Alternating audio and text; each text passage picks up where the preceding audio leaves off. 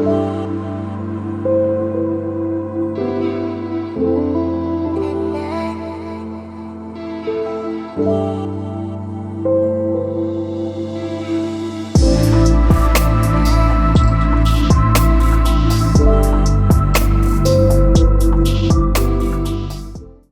bonjour chers amis, j'espère que vous allez bien. Toujours un très grand privilège de renouer avec vous. Et puis j'espère que vous appréciez nos deux belles portes de neige que nous venons tout juste d'avoir et puis qui nous donnent vraiment un beau décor hivernal. Donc, en ce mercredi 26 février, cette semaine, on va vous apporter la deuxième partie, donc la suite du message de la réflexion qui s'intitule « Que signifie porter du fruit ?» Et puis, si vous n'avez pas eu la chance de visionner ma première partie qui a été diffusée le 4 décembre dernier, mais je vous invite vivement à aller la visionner, à l'écouter également, parce qu'on a mis en place quelques définitions, des points clés, tout ça. Et puis, pour faire un petit résumé, un petit survol, un petit retour sur ce qu'on a parlé le 4 décembre, mais il y avait les 7 passages bibliques qui traitaient du sujet de porter du fruit, à savoir le livre des Psaumes au chapitre 1, verset 3, le livre de Jérémie, chapitre 17, les versets 7 et 8, l'Épître aux Galates, chapitre 5, versets 22 et 23, l'Évangile de Matthieu au chapitre 3, verset 8, ainsi que l'Évangile de Jean au chapitre 15, verset 5, verset 8 et verset 16. On a également survolé la définition de ce qui était de porter du fruit, ce qui constituait la fructification, et puis on a rattaché à cette définition-là 3 facteurs de base là, qui nous donnait un éclairage approfondi sur ce qui était de porter du fruit. On a aussi apporté les parallèles qu'on pouvait faire entre un arboriculteur. Un arboriculteur, c'est un expert qui s'occupe de la croissance et de l'entretien des arbres, tout ce qui entoure le soin des arbres, et le Saint-Esprit. Et puis, on a décrit ça sous 4 points clés. Enfin, on a également pu constater que le fruit porté par un croyant est l'aboutissement d'un travail de longue haleine, c'est pas quelque chose qui se fait du jour au lendemain, de la part du Saint-Esprit, et l'image d'un vigneron ou d'un arboriculteur qui travaille et qui aime passionnément sa vigne. Parce que le Saint-Esprit, il nous aime, il nous chérit, il fait preuve de dévouement à notre endroit et croit en chacun de nous qui plaçons sa confiance en lui. Donc, dans ce second volet, dans cette deuxième partie de notre réflexion, que signifie porter du fruit, nous ferons état des 5 principales manifestations de la fructuosité observée chez les croyants, ainsi que les 7 facteurs qui viennent bousiller, freiner et étouffer la fructuosité chez les croyants. Ainsi donc, les 5 manifestations concrètes de la fructuosité. La première manifestation, cultiver des qualités positives. Travailler sur des traits de caractère tels que la patience, la gentillesse, la bienveillance et l'amour envers les autres. Ces qualités sont des fruits qui peuvent être visibles dans vos interactions quotidiennes. Et je vous dirais aussi, ces fruits-là qu'on vient d'énumérer vont être les ingrédients, les prémices des relations que vous allez construire avec les autres. Donc, cultiver des qualités positives, ça va vous emmener à bâtir des relations de qualité et ça va vous emmener également à développer un cercle d'amis ou un cercle de relations quelconques qui vont être positifs et bénéfiques pour vous. Donc, première qualité, cultiver des qualités positives, dis-je bien. Deuxième manifestation concrète, aider les autres. Chercher des occasions d'aider ceux qui nous entourent, que ce soit par des petits gestes de gentillesse, des paroles encourageantes ou des actions concrètes. chaque acte positif est un fruit que vous portez. Donc, on va le voir un petit peu plus loin. On n'a pas besoin de faire comme on dit en bon québécois, de décrocher la lune pour les autres. Des petits gestes, un petit sourire. Vous tendez la main à une personne âgée pour l'aider à marcher ou monter dans l'autobus, peu importe.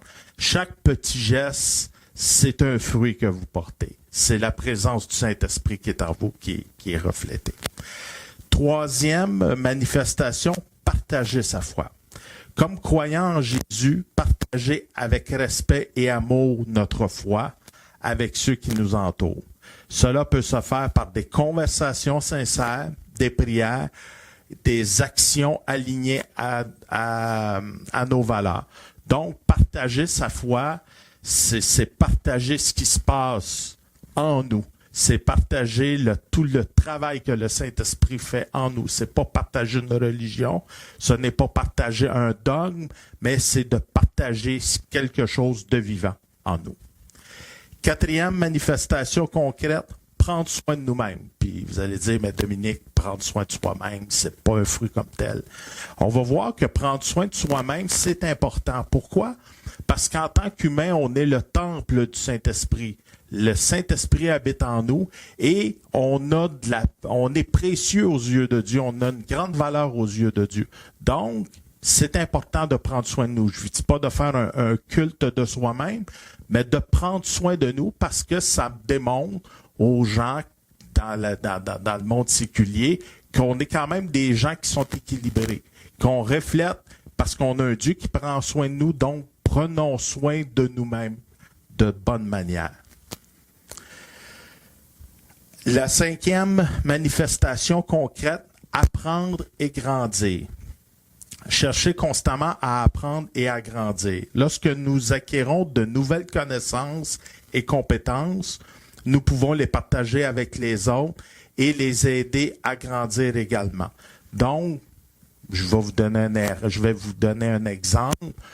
Lorsqu'on commet une erreur, ça fait mal tout ça, mais chaque erreur que nous commettons, c'est une occasion d'apprentissage pour nous. Mais ce bagage d'apprentissage-là, si on le met au profit de ceux qui nous entourent, au profit de nos frères et sœurs, ou peu importe qui, mais ça va donner, nous, on va apprendre, mais on va donner également à l'autre à côté de nous d'apprendre, et ça, c'est de partager un fruit. Donc, en résumé, les 5 manifestations, à savoir cultiver des qualités positives, aider les autres, partager sa foi, prendre soin de nous-mêmes et apprendre et grandir constituent des belles manifestations de quelqu'un qui porte du fruit. Rappelons-nous que porter du fruit ne se limite pas à des actions spectaculaires, comme je vous mentionnais plus tôt, mais réside souvent dans les petites choses que nous faisons chaque jour. Demeurons disponibles, ouverts et à l'affût du Saint-Esprit pour des opportunités qui nous amèneront, dis-je bien, à faire une différence positive dans la vie des autres. Parce que, comme je vous l'explique, porter du fruit, c'est quelque chose de constant, c'est quelque chose de régulier et c'est quelque chose qui va être votre marque de commerce. Exemple, quelqu'un qui travaille dans le public, mais qui est capable de rassurer sa clientèle, qui est capable de rassurer quelqu'un, ben c'est un fruit qui va être propre à la personne, d'accord? Donc, les fruits que les gens vont porter quotidiennement, régulièrement, ben les gens vont reconnaître cette personne-là à ses fruits, d'accord? Donc, les 5 manifestations. Deuxième chose, les 7 facteurs venant étouffer la fructuosité, et c'est important de faire la lumière sur les facteurs plus négatifs pour que nous puissions reconnaître que ce soit une ruse de l'ennemi, que ce soit le côté charnel qui fait surface. C'est important pour qu'on puisse les éviter, qu'on puisse faire attention, demeurer éveillé là-dessus. D'accord? Donc, premier facteur venant étouffer la fructuosité, l'égoïsme et l'égocentrisme. Lorsque nous sommes centrés sur nous-mêmes, il est difficile de porter du fruit. L'altruisme et le focus sur les autres sont essentiels. Notre meilleur exemple, c'est Jésus. Jésus qui s'est donné, Jésus qui s'est oublié, qui a quitté sa royauté pour venir sur terre dans un corps humain pour nous sauver, pour nous apporter le salut. Ben, c'est tout sauf égoïsme et égocentrique. D'accord? Deuxième facteur qui étouffe la fructuosité, les préjugés et le jugement. Ils peuvent nous empêcher de voir les autres avec compassion. Le meilleur exemple de manque de compassion et d'empathie, les pharisiens. Les pharisiens étaient très dogmatiques, ils étaient convaincus, ils savaient qu'ils étaient le peuple de Dieu, ils étaient convaincus qu'ils étaient dans le droit chemin, mais il manquait le cœur, il manquait l'empathie. Donc, et tous ceux qui n'étaient pas comme eux, ben, c'était des impurs, c'était pas, exemple, là, c'est les Samaritains, ben, le peuple juif se détournait des Samaritains. Donc, les préjugés, les jugements vont venir éteindre, vont venir, c'est beau d'être religieux et d'être à l'église à tous les dimanches, mais s'il nous manque la compassion, ben, il nous manque l'essence même de Jésus. D'accord? Troisième facteur, la négativité. Laissons de côté les pensées négatives et concentrons-nous sur les opportunités positives. Parce qu'il ne faut pas oublier que le Seigneur, dans le livre de Jérémie, s'est dit que le Seigneur a pris l'Éternel, a préparé des plans de paix et de bonheur pour nous. D'accord? Donc, il faut fonder notre vie chrétienne là-dessus, qu'on a un Dieu qui veut notre avancement, qui veut notre progrès, qui veut nous transformer de gloire en gloire. Donc, laissons de côté tout ce qui est négatif. Je parle pas d'une mise en garde que le Saint-Esprit ou un frère ou une sœur nous fait, ça c'est différent. Mais de la négativité, on ressent que c'est pas solide. Mettons ça de côté. Quatrième, la peur de l'échec. La crainte de ne pas réussir peut nous empêcher d'agir. Acceptons que l'échec fasse partie de la vie, fasse partie du processus et que nous devons en retirer un maximum d'apprentissage, comme je vous mentionnais tout à l'heure. L'échec, ce n'est pas une finalité en soi. L'échec, c'est un passage, c'est une expérience qui a pas été concluante. C'est pas une expérience qui a été concluante. Mais c'est une occasion d'apprendre, c'est une occasion de tirer des leçons et ça peut être, si on prend bien l'échec et on canalise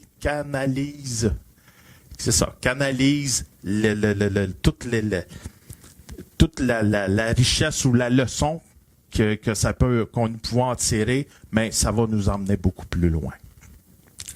Cinquième, la complaisance. En d'autres mots, c'est de préférer le statu quo. Si nous sommes satisfaits de notre situation actuelle, nous risquons de ne pas chercher à porter davantage de fruits. C'est comme si on dit, ben moi, ça fait 30, 40 ans que je suis chrétien, ça a toujours bien été, je fais mon petit train-train, j'en veux pas plus. Ça, c'est la phrase à ne pas dire, j'en veux pas plus, je suis bien comme ça, petit train va loin, ronron, petit patapon. Ben, c'est ça. Et c'est pas l'évangile que je connais. L'évangile que je connais, c'est de nous emmener plus loin, de gloire en gloire, pas faire des feux de paille comme ça et de risquer de tomber, mais de gloire en gloire, on progresse. Et puis, dans la progression, le Seigneur nous enseigne.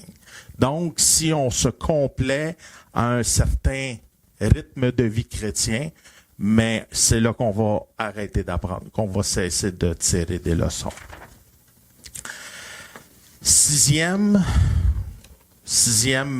piège à éviter pour porter du fruit, la procrastination. La procrastination, en d'autres termes, c'est de remettre à plus tard ce qu'on peut faire aujourd'hui. Ça se peut que dans notre vie, qu'on dise « OK, on va faire ça demain parce que je manque un peu de temps », puis ça arrive. Mais il ne faut pas en prendre une habitude, il ne faut pas en faire un mode de vie, la procrastination. Faisons ce qu'on a à faire aujourd'hui, et ce qu'on a à faire demain. Comme ça, ben, ça va nous aider à avancer et ça va également on va gagner de la crédibilité aux yeux des gens qui nous entourent. D'accord? Septième piège à éviter, septième facteur d'étouffement, le manque de temps. Nos vies sont tous bien remplies et par conséquent, il nous faudrait 30 heures dans une journée. Tâchons donc de trouver un équilibre entre nos responsabilités et le temps consacré à bénir ou à soutenir les gens autour de nous. Et un bel équilibre à tenir, c'est votre vie familiale, votre vie d'église, votre ministère et votre travail. Il faut essayer de trouver un équilibre là-dedans. Il faut toujours être capable parce que c'est notre temps qu'on va consacrer. S'il est équilibré, il va être de meilleure qualité. Nous allons être plus efficaces dans ce que nous allons faire. D'accord? Lorsque nous faisons face à ces ennemis de la fructuosité, rappelons-nous de ces 3 ingrédients essentiels qui nous aideront assurément à y faire face. Il s'agit de la compassion, de la maturité et de la persévérance. Ces 3 stades de cheminement constituent les 3 clés permettant une pleine fructuosité. Et je vous dirais même, votre vie tout entière, en tant que chrétien, né de nouveau, baptisé du Saint-Esprit, doit être assise, votre vie doit être assise sur ces trois piliers-là, qui est la compassion, la maturité et la persévérance. Donc, en conclusion, nous pouvons affirmer, en guise de conclusion, que la fructuosité n'est pas innée chez une personne, tout comme elle n'est pas innée pour une vigne de porter pleinement du fruit sans qu'on s'en occupe. Ça demande du temps. Ça demande d'être émondé, ça demande de l'engrais, ça demande d'être arrosé. Tout comme nous, on peut appliquer la métaphore du vigneron ou de la vigne à nous. C'est la même chose. On a besoin que le Saint-Esprit travaille en nous et on a besoin que d'autres ouvriers, que ce soit un pasteur, un enseignant, peu importe, travaillent en nous. Dans les 2 cas, le fait de porter du fruit peut être l'aboutissement d'années de travail, de soins, de patience et d'amour. Tout comme un arbre qui bénéficie du travail de l'arboriculteur, nous, croyants, bénéficions du travail de la semence qu'une autre personne a déposée en nous, au même titre que celui du Saint-Esprit. Et grâce à cela, nous devenons fructueux pour le royaume de Dieu. Autrement dit, être fructueux constitue la manifestation extérieure d'un changement intérieur. Ainsi donc, après avoir reçu et après avoir grassement reçu, je pourrais dire, transmettons à d'autres ce qui nous a été gracieusement offert. Ceci devient un témoignage puissant qui permet à l'Évangile d'assurer sa survie. Parce que quelqu'un a déposé une semence, a pris le temps de s'occuper de nous lorsque nous étions des bébés chrétiens, mais maintenant qu'on est devenu plus mature, qu'on a grandi, on a affermi notre foi, mais aidons d'autres personnes à justement à retransmettre, à redonner au suivant ce que Dieu nous a tant donné. Donc, ceci conclut cette deuxième partie de cette leçon qui s'intitulait « Que signifie porter du fruit ?» Comme je vous le répète, je vous invite à aller revisionner la première partie pour que vous puissiez vraiment avoir des notions fraîches et puis écouter celle-ci. Et j'espère que ça vous a donné des outils, ça l'a démystifié tout le côté, parce qu'on en parle souvent, c'est dans notre jargon chrétien de porter du fruit, mais j'espère que ça vous a éclairé, ça vous donne un éclairage supplémentaire sur ce grand sujet. Donc, je vous dis merci de votre écoute. Merci d'être là à toutes les semaines et puis que Dieu vous bénisse abondamment et à bientôt. Bye.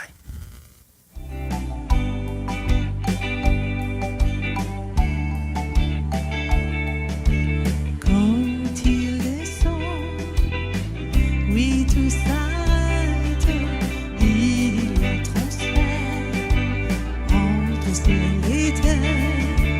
Quand il descend, l'atmosphère change, il le transfère entre ciel et terre. Quand il descend, oui tout s'arrête, il la transfère entre ciel et